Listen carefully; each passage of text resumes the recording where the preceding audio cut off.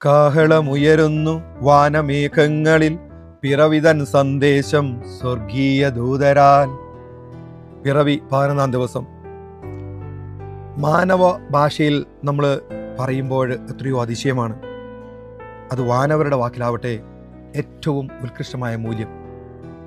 കാരണം എല്ലാം ത്യജിച്ചാൽ മാത്രമാണ് നമുക്ക് സ്വർഗം അല്ലെങ്കിൽ നാഗം സ്വന്തമാക്കാൻ പറ്റുക. വചനം ആവട്ടെ നമുക്ക് എല്ലാ കൃപകളും സ്വന്തമാക്കാൻ സഹായിക്കുന്നു. വചനമായ വഴികളിൽ നമ്മൾ ചരിക്കുകയാണെങ്കിൽ നമ്മുടെ ഹൃദയത്തിൽ യേശു ജനിക്കും. എല്ലാ ഭയങ്ങളും ആകുല ചിന്തയും നീക്കി അവൻ നമ്മളെ മാറോട് ചേർക്കും. അലലില്ലാത്ത ഒരു വലിയ സ്വർഗീയ അനുഭവത്തിലേക്ക് നിത്യമായി നമ്മളെ കൊണ്ടുപോകും. കണ്ണിന് കാണാനോ കാതിന് കേൾക്കാനോ പറ്റാത്ത വിധം എല്ലാം അവൻ ഈ പിറവിയിലൂടെ നമുക്കായി ഒരുക്കി നൽകുന്നു. നമുക്കത് ഈ വരികളിലൂടെ കേൾക്കാം.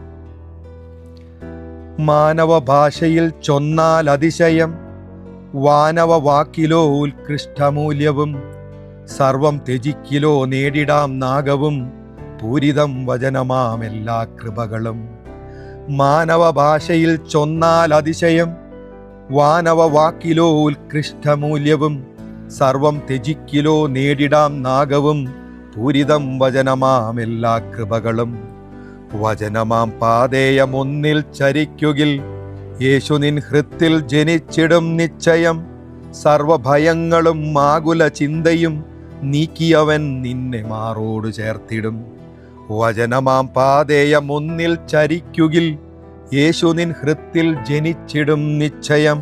സർവഭയങ്ങളും ആകുല ചിന്തയും നീക്കിയവൻ നിന്നെ മാറോട് ചേർത്തിടും. അല്ലലില്ലാത്തൊരു സ്വർഗീയ ഗേഹത്തിൽ നിത്യമായി നിന്നെ അവൻ കൊണ്ടുപോയിടും. കണ്ണിന് കാണുവാൻ പറ്റാത്ത കാഴ്ചകൾ, കാതിനു കേൾക്കുവാനാവാത്ത കേൾവികൾ എല്ലാം നിനക്കായി ഒരുക്കിയിടുവാനായി വന്നു പിറന്നിതാ ഉണ്ണി പുൽക്കൂട്ടിലായി. അല്ലലില്ലാത്തൊരു സ്വർഗീയ ഗേഹത്തിൽ നിത്യമായി നിന്നെ അവൻ കൊണ്ടുപോയിടും. കണ്ണിന് കാണുവാൻ പറ്റാത്ത കാഴ്ചകൾ, കാതിനു കേൾക്കുവാനാവാത്ത കേൾവികൾ എല്ലാം നിനക്കായി ഒരുക്കിയിടുവാനായി വന്നു പിറന്നിതാ ഉണ്ണി പുൽക്കൂട്ടിലായി.